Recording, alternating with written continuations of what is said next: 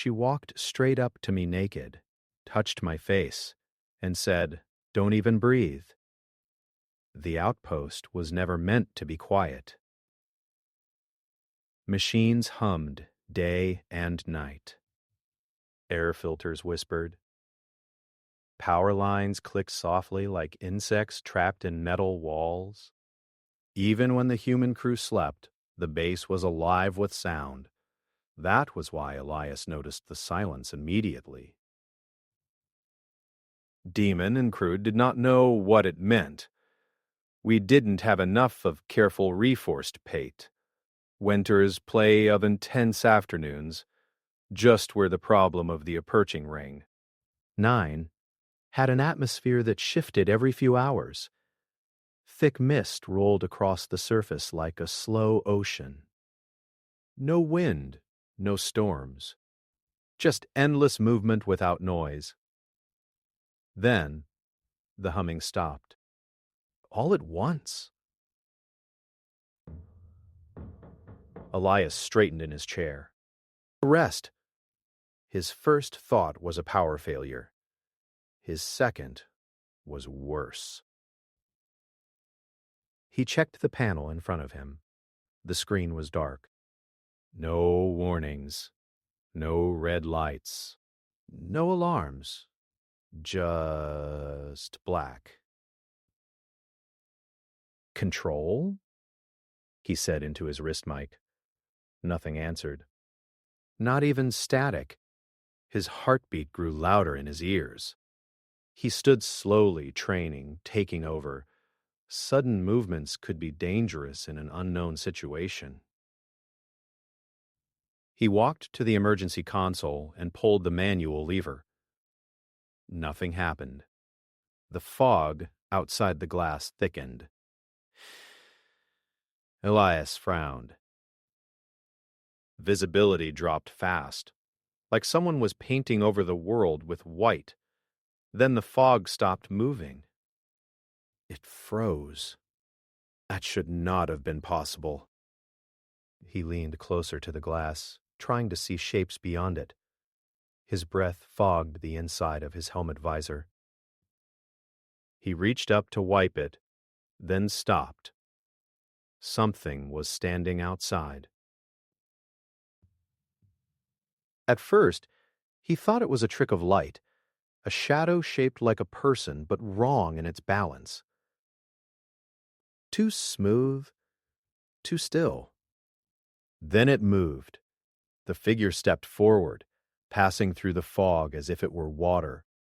No footprints formed on the ground. No sound followed the movement. Elias took a step back. The air felt heavy now, pressed against his chest. The temperature display on his suit flickered, then went blank. The figure reached the glass and passed through it. Elias stumbled backward, nearly falling. His hand went to his sidearm, but his fingers hesitated.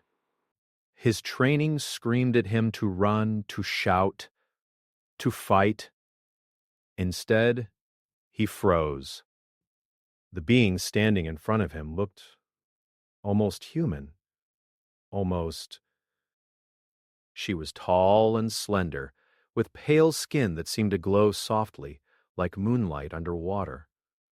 Her hair floated around her head as if gravity had forgotten her. Her eyes were large and dark, reflecting no light at all. She wore nothing.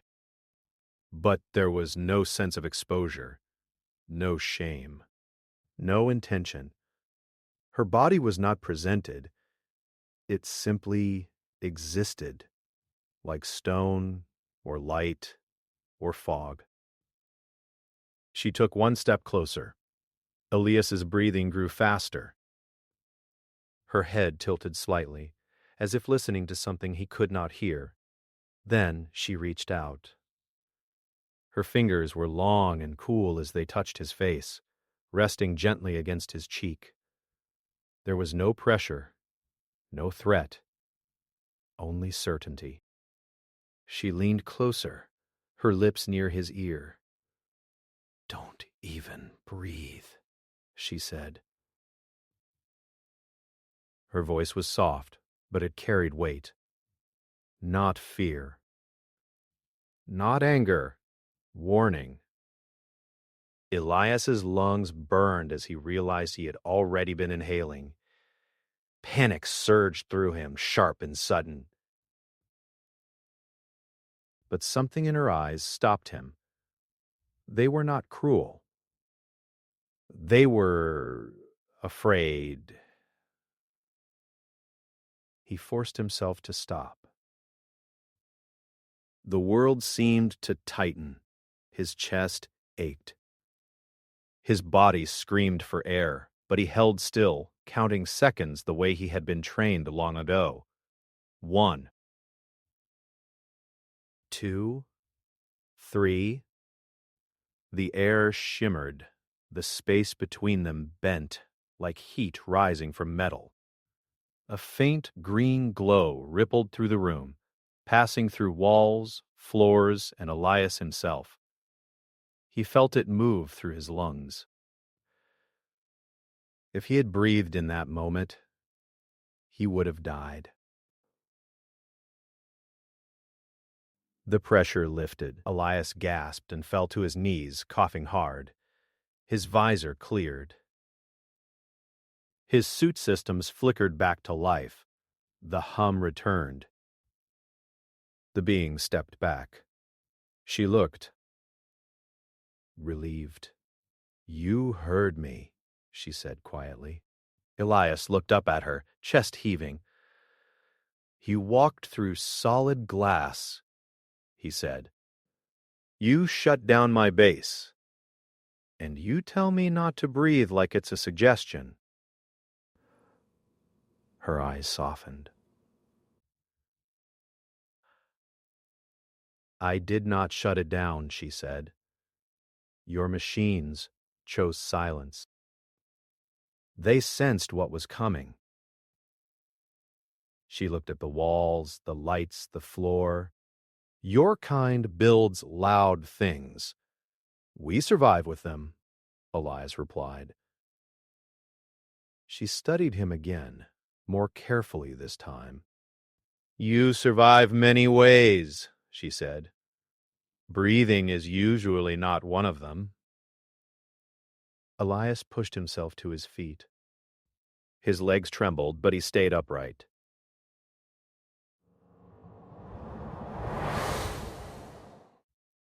She hesitated. "My name cannot be spoken in your air," she said. "But I am called Era when I must be known." "And why are you here, Era?" Her gaze shifted toward the fog outside. "Because your people crossed a line they could not see. We scanned this planet for years. No signs of life. That is because we do not live where your tools can look," she said. "We exist between moments, between states." She turned back to him. Tonight, those states touched. Elias frowned. "You mean another phase shift?" "Yes. A lethal one," she said simply. "For you." His blood ran cold. "For all of us?" She nodded once. "How long?" Her voice was quiet. "Minutes." Elias activated his comm again. "Control, do you hear me?" "Emergency evacuation." Era raised her hand. The signal died. "If they breathe during the shift," she said, "they will not survive." Elias stared at her. "Then why am I still alive?" She looked at his chest, rising and falling. "'Cause you stopped." That answer unsettled him more than anything else. "You trusted me," she continued, "even when every instinct told you not to." Elias swallowed. "You scared the hell out of me." "Yes, she said. Fear makes your kind honest.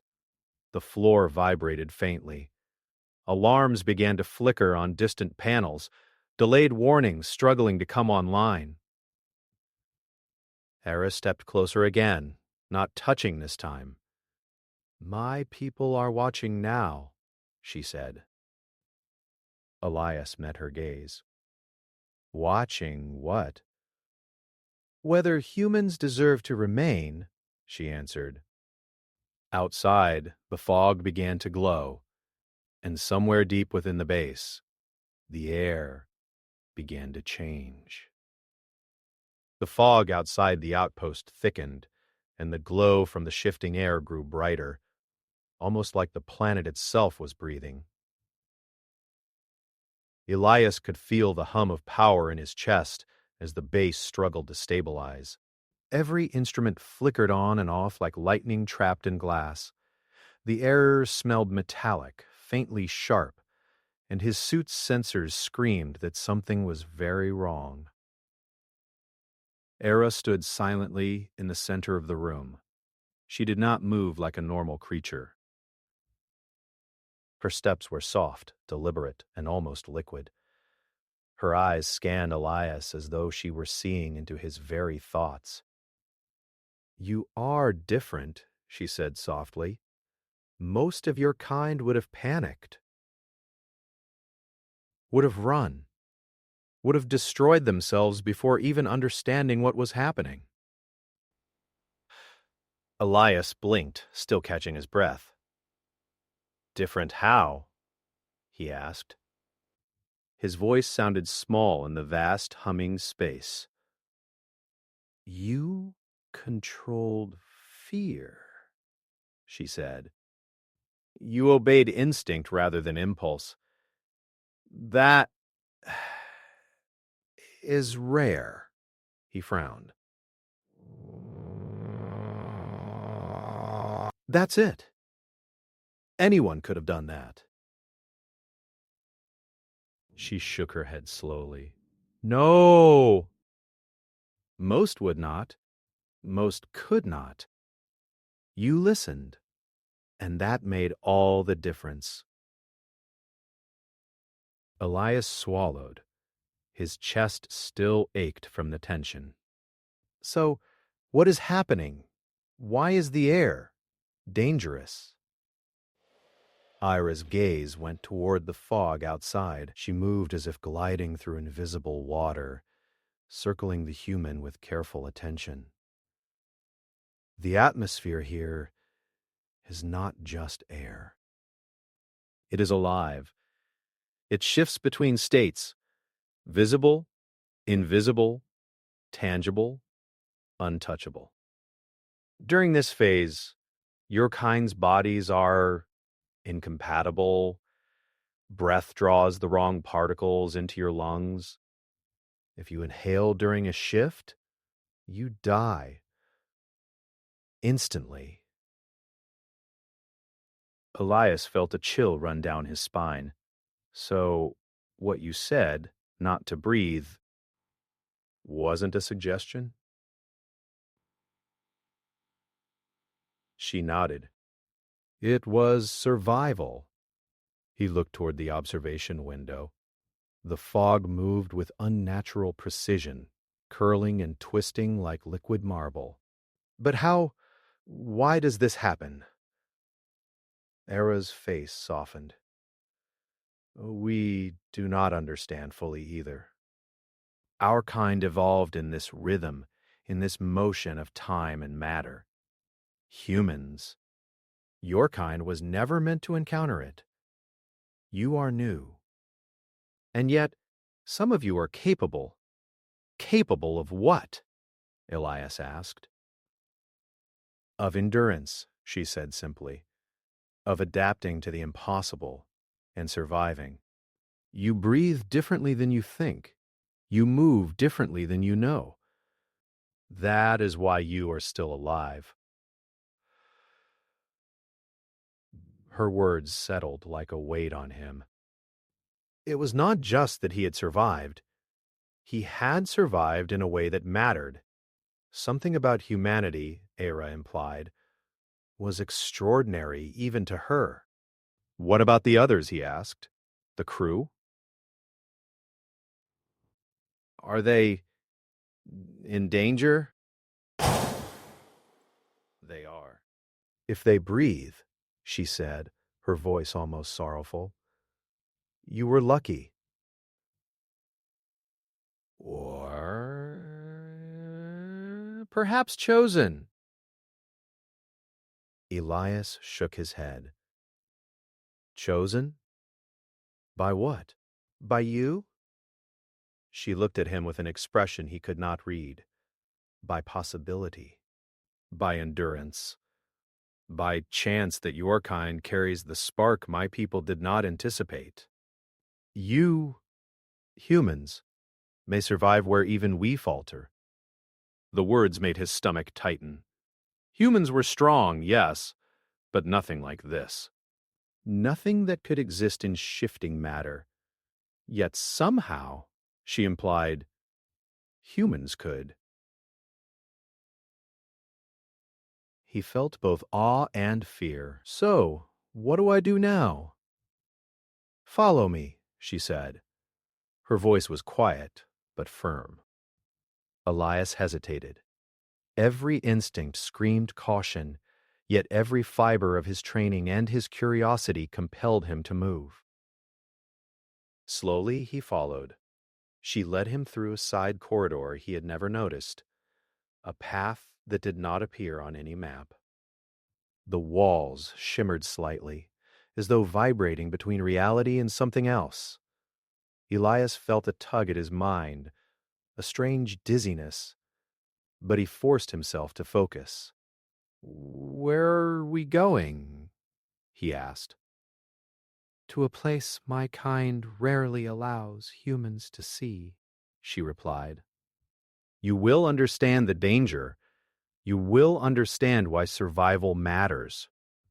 The corridor opened into a massive chamber.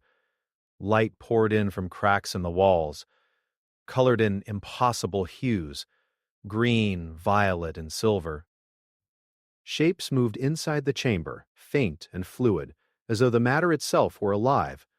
Elias could barely discern forms, but he realized with a start that they were not machines. They were creatures. They watched him, not with hostility, not with curiosity.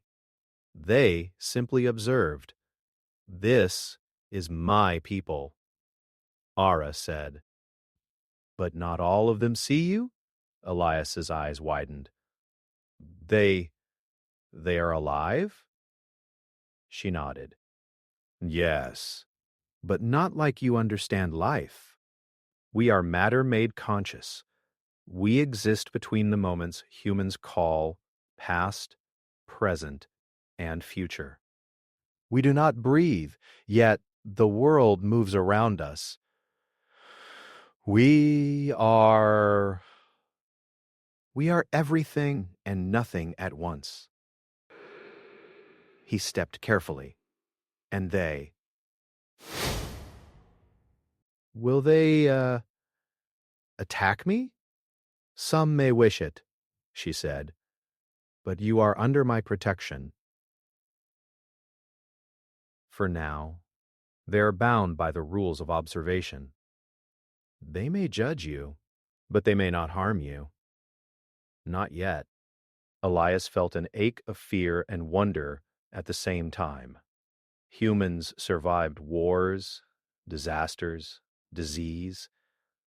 But this was beyond anything he had ever imagined. And yet, standing here, he felt a strange confidence. Somehow, he belonged. Somehow, he mattered. Hera turned and gestured to one of the fluid forms.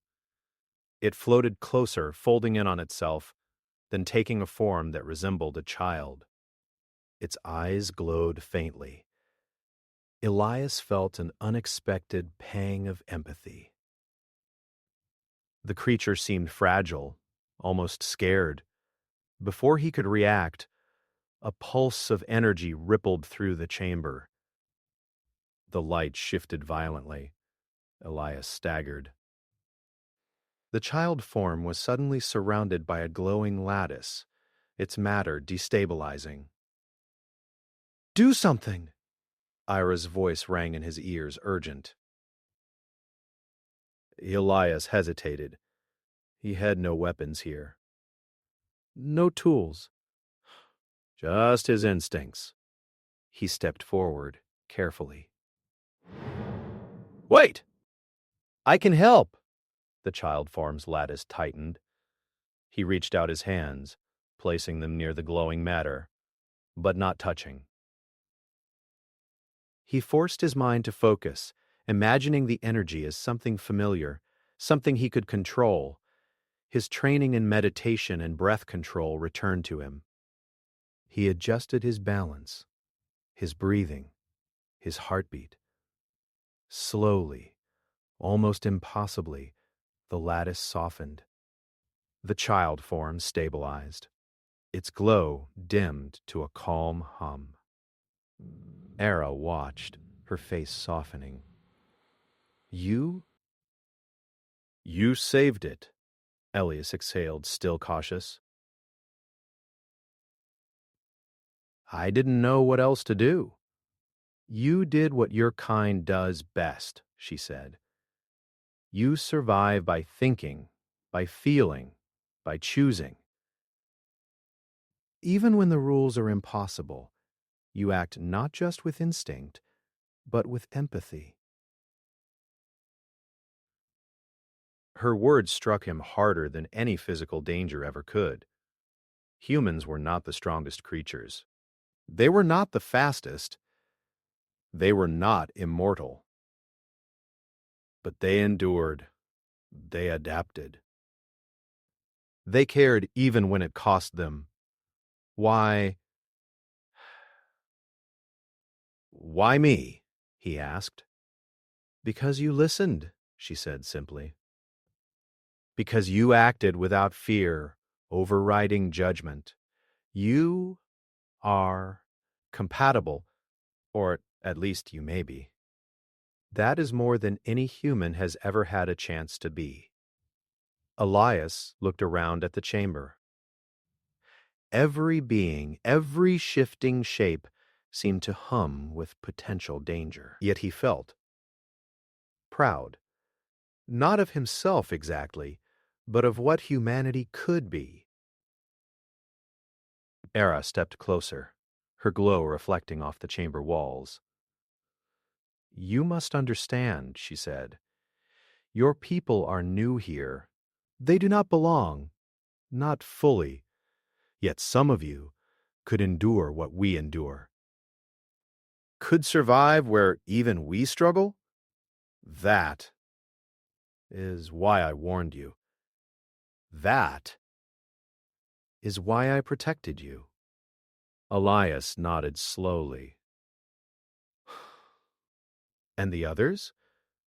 They must learn," she said, "or they will not survive the next shift." He swallowed hard. The weight of responsibility pressed down on him. He had survived, yes, but he had also witnessed a power far beyond human comprehension. And now he understood. Surviving alone was not enough. Humanity as a whole must adapt, or they would perish here. The chamber pulsed with light, and Era raised her hand. The fog outside the base swirled violently, like the world itself was reacting to their presence. "You will return to your outpost," she said. "But you must teach. You must endure. And above all, you must remember the meaning of silence, of restraint, of breath. Your survival depends on it." Elias nodded, unsure how he could teach anyone this. He had only just learned it himself, but in that moment, he felt the spark of something larger. Something human, something unstoppable. And somewhere deep inside, he knew this was only the beginning. The fog outside the base began to clear, the first stars appearing faintly through the shifting mist. But Elias knew the real danger was not the air, not the fog, not even the alien beings. It was the realization that humanity was no longer ordinary. That survival required more than instinct, that humans could endure the impossible, and perhaps, in time, even surpass it. The chamber opened into a larger space than Elias could have imagined. It stretched upward and outward, seemingly endless, yet somehow perfectly contained. Light bounced off surfaces that appeared solid but shimmered as if made of liquid. Shapes moved through the space, floating and folding in ways the human mind struggled to comprehend. Ara led him cautiously. Do not speak unless spoken to. Do not move unless you must. This is the center of judgment, where my kind observes those who intrude upon our reality. Elias swallowed, staring at the forms around him. Some resembled humans, some resembled animals, and others were beyond description, fluid patterns of light and matter. All watched him, but none moved aggressively. They did not need to. Their presence was enough. Are they alive? Elias asked, his voice barely a whisper. Yes, Aya replied. Alive in ways your species cannot imagine. Yet they are bound by rules you would call sacred.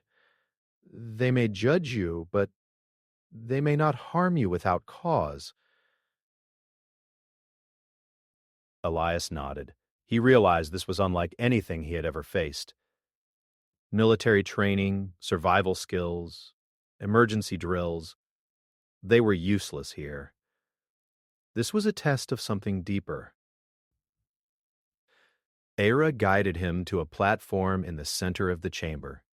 It floated slightly above the ground, moving as if sensing his weight. Stand here, she said. You will be observed. You will be judged? Judged? Elias asked. By what? By what standard? By endurance. By choice. By humanity. Elias swallowed hard. Humanity. Aera was speaking of something greater than him, something that belonged to every human alive. But how could a single person represent an entire species? You are ready, Aera said softly, even if you do not believe it. The platform rose slowly, carrying him above the floor. He looked down. The alien observers multiplied, forming a vast network of glowing eyes, flowing shapes, and shifting bodies. He felt exposed, small, fragile, and yet he also felt the strength of the human spirit.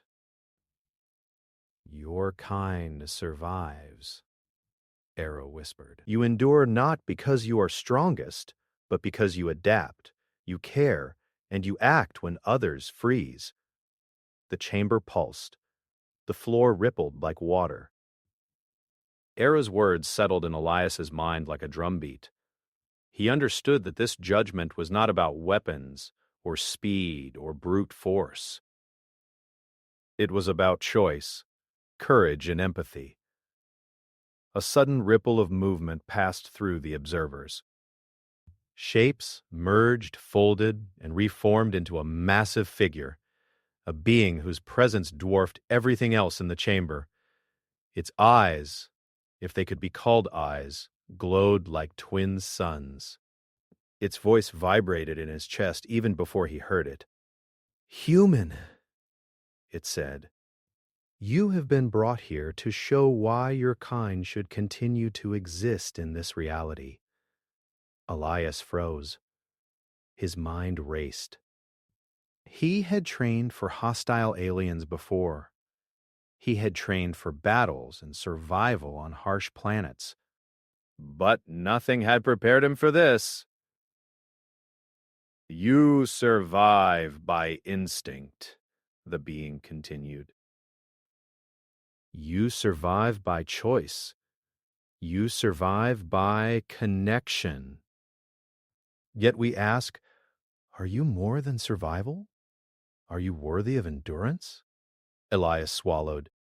I don't know. Era's hand brushed his shoulder. Speak from your heart, she said. Not as a soldier, not as a human used to rules, but as yourself. That is what they will see. He took a deep breath, but not the kind that could kill him, and tried to gather his thoughts. I think humans are more than just survival, he said. We fight, yes. We endure, yes. But we care, we learn. We make mistakes, and we fix them. We adapt. And even when we fail, we try again. That is why we survive. The observers pulsed. The light around them shifted. Elias felt the weight of 1,000,000 unspoken thoughts pressing on him. Then, one of the figures, smaller than the rest, floated closer. It had the faint form of a child, but its presence was as commanding as the massive being. You acted to save, it said, turning its gaze on him, even without knowing the rules, even without being asked. You acted to protect another life at risk to yourself. That is rare. That is human. Elias blinked. He remembered the child form he had saved earlier, the glow that had stabilized under his careful focus. It seemed impossible. Yet here it was, being recognized not as an accident, but as a meaningful act. Era's eyes shone faintly. They see it too, she whispered. The massive being extended what could be called a limb toward Elias. Human. You have shown endurance. You have shown empathy. You have shown choice. Yet you are not alone. Others of your kind remain in the outpost. Can they endure as you have? Elias hesitated. I don't know, he admitted. But I will help them. I will teach them to survive, to understand what matters, to understand restraint and focus and empathy. The observers pulsed again. The chamber trembled slightly. Light shifted in ways that made the floor ripple beneath him. Yet a warmth, faint but undeniable, spread through Elias. The massive being spoke again. Then perhaps your kind has a chance. Perhaps your species can endure where many others cannot. Elias's heart pounded. He had survived, but this was more than survival. It was recognition. Not from his own kind, not from machines, not from Earth or any government, but from something beyond human understanding. Humanity, through him, had been judged. And in that judgment, there was hope. Ara stepped closer, her form glowing faintly. You did well, she said, but your work is not finished. The next shift will come. You must prepare others. You must survive again and teach them to survive too. Elias nodded. I will. I have to. Do you understand what is expected? she asked. I think so, he said. I have to guide them. I have to show what humans can do. Her eyes softened. Yes. That is why I chose to protect you. That is why I judged your actions worthy of survival. The others will follow. They must, or they will be lost. He looked around the chamber one more time. The observers, the floating forms, the childlike beings, and the massive figure. It was overwhelming, impossible to describe fully. Yet through it all, he felt human. He felt capable. He felt a spark that could not be snuffed out. You have passed this test, the massive being said finally. For now, but your kind will face greater trials, and they will judge themselves. That is the final test. Will you be ready? Elias swallowed. I will do my best. That is enough, it said. The chamber pulsed once more, brighter than before, then faded to a soft glow. The platform beneath him lowered slowly, returning him to the floor. The observers began to recede, folding back into forms he could barely recognize. Era touched his shoulder. You did well, she said again. Now we return to your outpost. You will prepare them. You will endure. You will teach humanity to face what we cannot control. Elias nodded. He felt a mixture of fear and pride. He had survived impossible danger. He had faced beings beyond comprehension, and he had been judged worthy. The fog outside had settled into gentle wisps again. The air was still, but it carried a tension he could not ignore. Humanity had been given a chance, and now it was up to him to ensure they survived the trials ahead. As he followed Era back toward the outpost, he realized something profound. Humanity's strength was not in weapons, nor in machines, nor even in speed or size. It was in endurance, in courage, in empathy, and in the ability to act when faced with the impossible. That realization burned bright inside him. And somewhere, deep in the heart of the alien city, he knew his people had earned a glimpse of what it meant to be more than survival. The judgment had been made, and for the first time, Elias felt not just relief, but hope. The air outside the outpost had settled into a calm, eerie silence. The fog was still thick in places, rolling gently like waves frozen in time. Yet, something was different. Elias could feel it in his chest, the pulse of the planet, the hum of energy, the lingering presence of the beings he had seen. They were watching, judging, waiting. He followed Era through the corridors of the outpost. Her form glowed faintly in the dim emergency lighting, guiding him silently. Her eyes were sharp, scanning every corner, every panel, every shadow. You must prepare them, she said softly. Your crew will not survive the next shift if they do not understand. They must learn restraint. Focus, courage, and most importantly, empathy. Elias nodded, swallowing.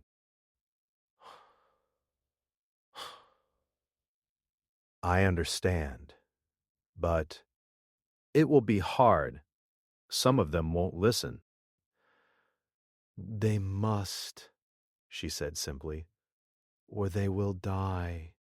And not just die, they will fail the test of your kind.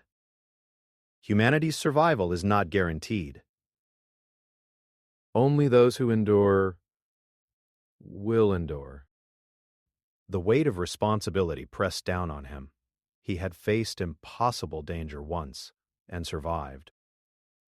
But now he had to ensure that others survived too, and unlike him, they had never seen the beings, never felt the pulse of the planet, never held their breath while life itself seemed to hinge on silence.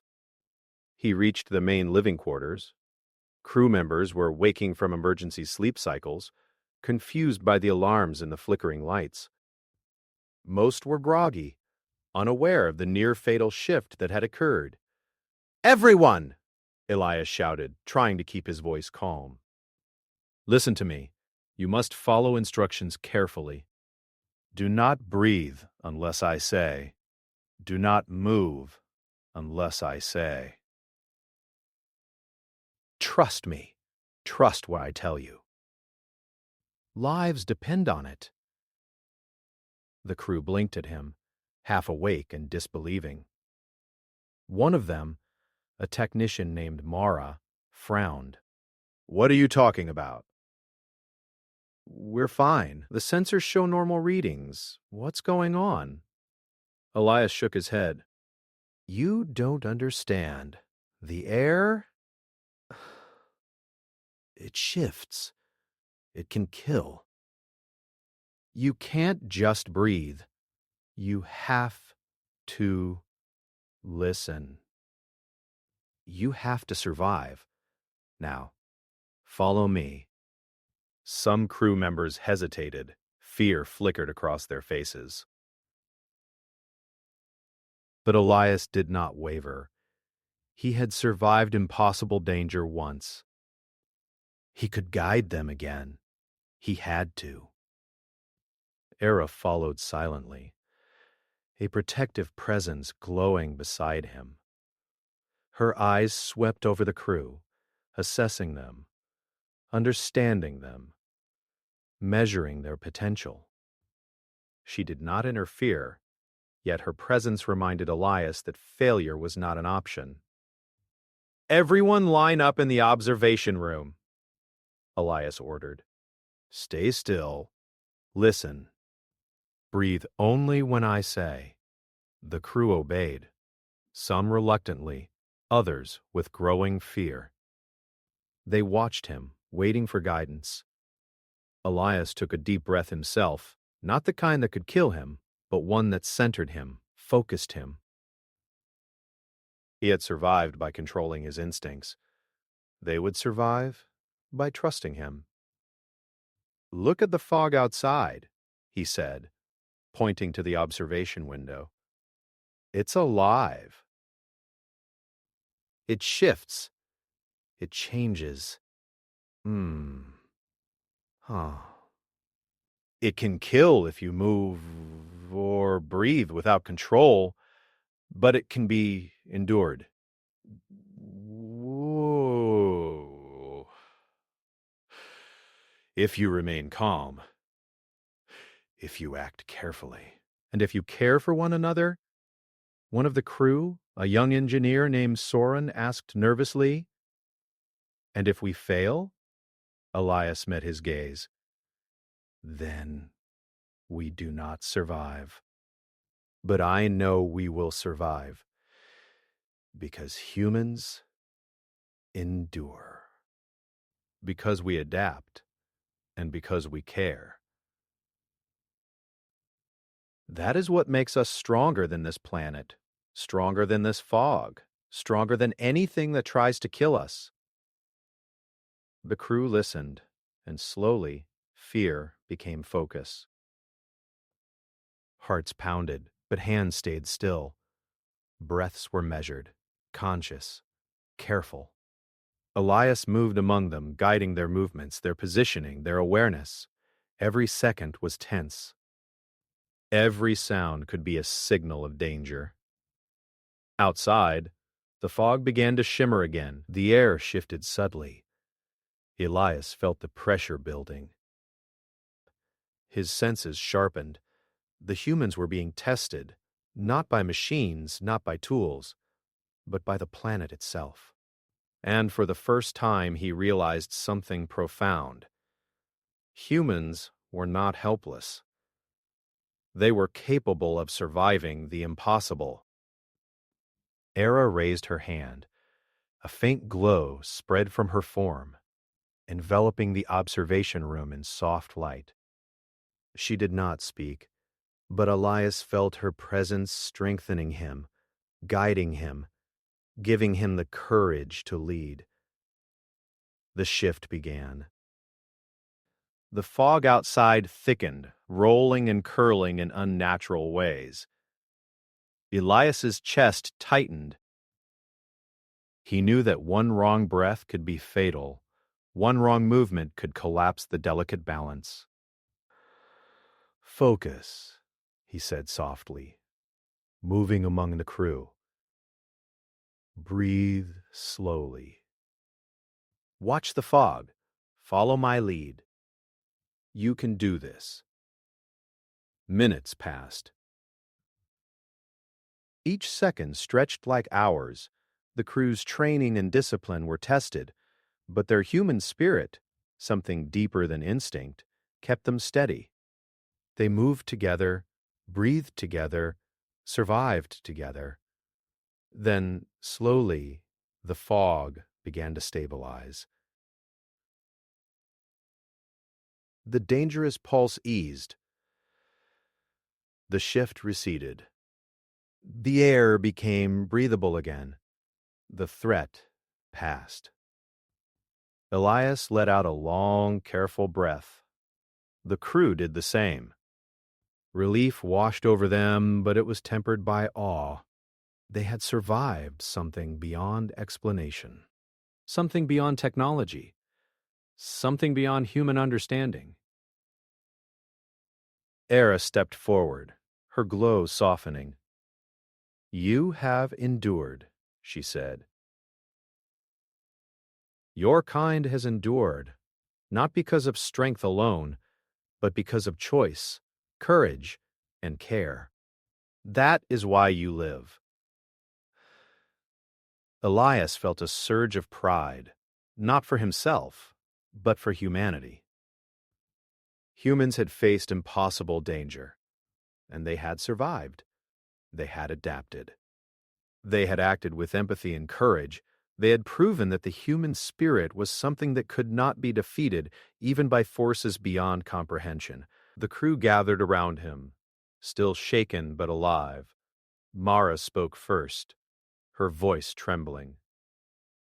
"I don't understand. What just happened?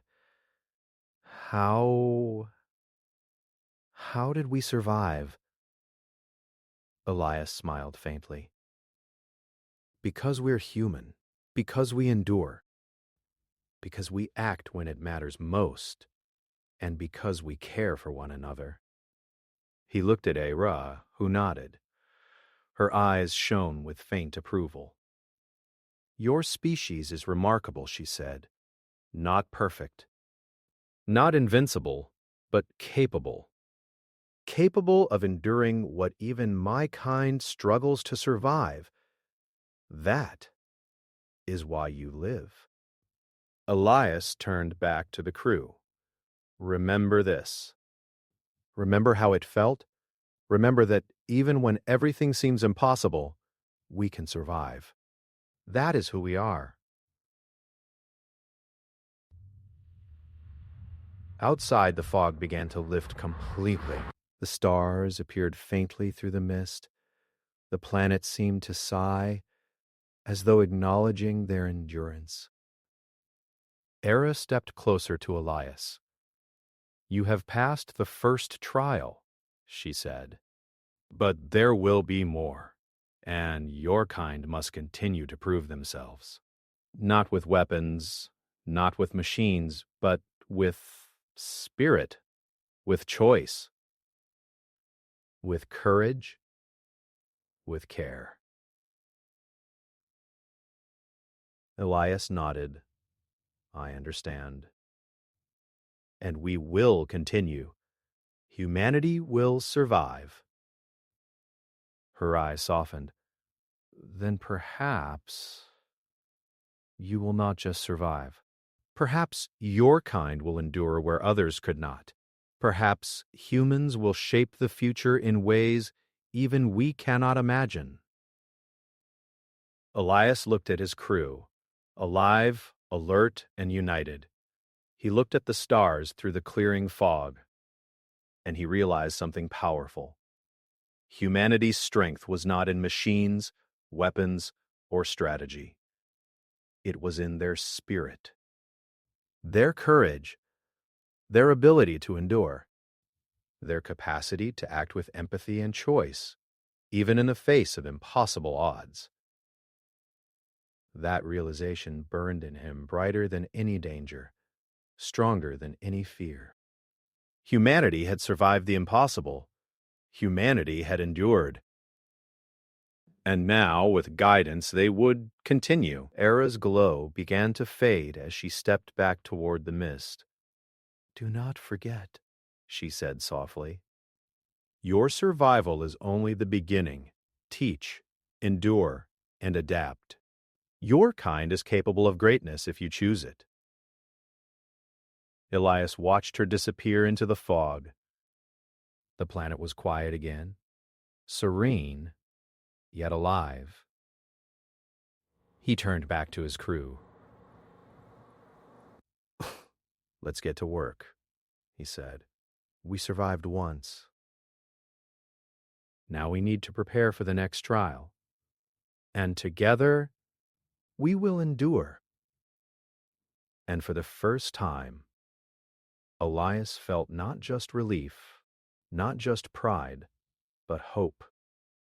Humanity had faced death, incomprehensible danger, and judgment, and emerged stronger.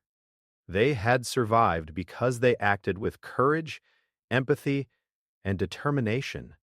They had survived because they were human, and in the endless fog of Kepri. 9, Elias knew one thing for certain. Humans would not just survive. They would endure.